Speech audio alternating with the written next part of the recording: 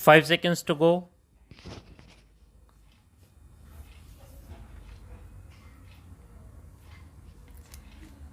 Start. Sir, I come to the Second Amendment Bill. Here, the Honorable Minister wants to make an improvement. I very well understand it, and to some extent, it is welcome. He wants to cover an employee who has interrupted service and that interruption in service being created as a result of his absence without leave from service. The amending bill proposes to include this interrupted period of service of such an employee within the meaning of continuing service for the purpose of payment of gratuity. This much I welcome, but I would like to point out to the Honorable Minister that regarding 240 working days, the ambiguity is still there, and the day may not be far off when the Supreme Court may interpret it in another way, and you may have to come with another amending bill before the House. So, that ambiguity should have been cleared by you. Here again, I beg to submit the Honorable Minister makes a provision which is entirely detrimental to the interests of the worker working in the factory or in some other establishment. Sir, I would like to draw the attention of Honorable Minister.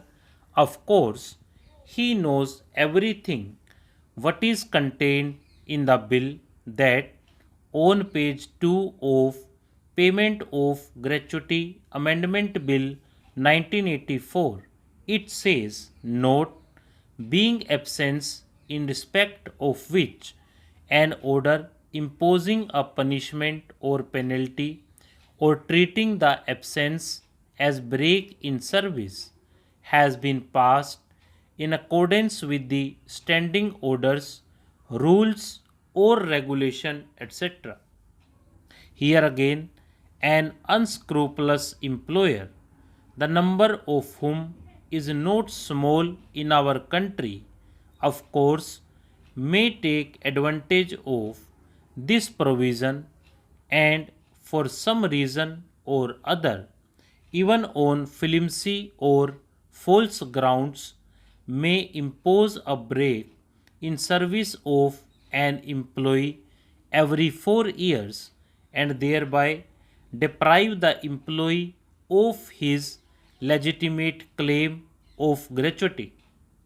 So, this provision should not have been there, and I would submit to the Honorable Minister that the entire stipulations within bracket in this section 2A should be deleted for the workers working in factories if we want to do something better for the workers working in factories and some other establishments.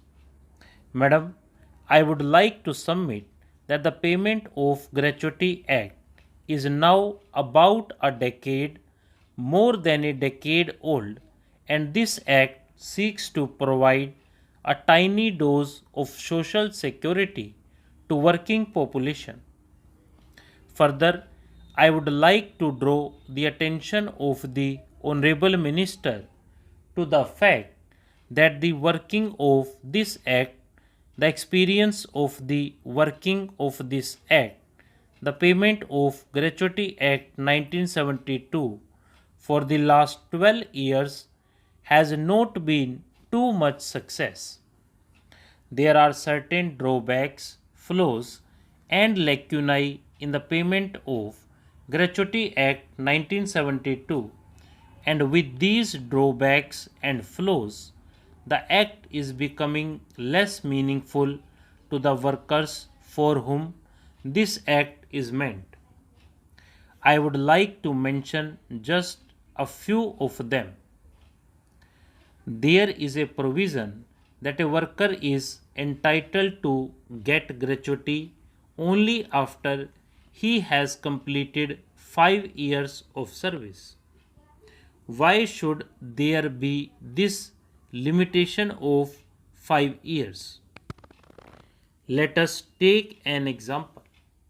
Let us say a worker becomes disabled after 3 years of service. What will be his position?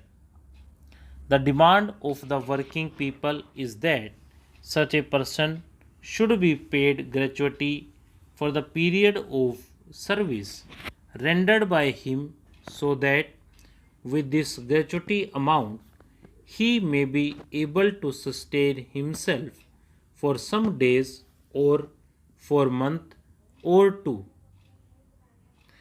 You should, I submit, at best to bring down this period of limitation to 1 year of service, because 1 year's duration of service is, I think, quite sufficient to assess or gauge the performance of a worker or employee working in a particular establishment.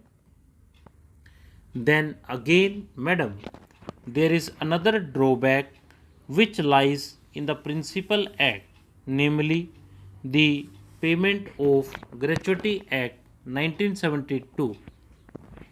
That is, the gratuity amount of a worker is not adequately protected. Therefore, I would suggest that such a measure, such a statutory measure, should be brought forward by the government, which will enable the gratuity money to be adequately protected.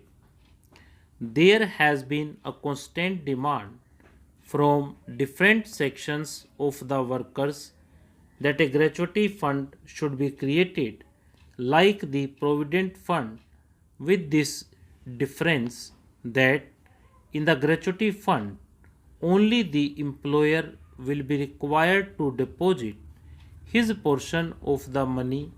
This fund should be kept quite apart by the employer for the payment of gratuity, and under no circumstances the employer shall be allowed to use the gratuity money for his own purpose.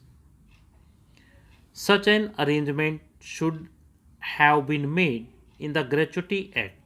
Now, there is another thing, madam, which I would like to point out.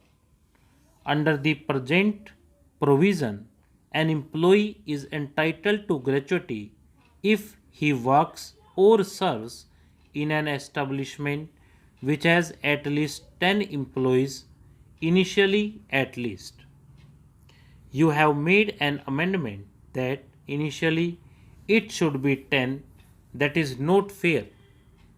Stop.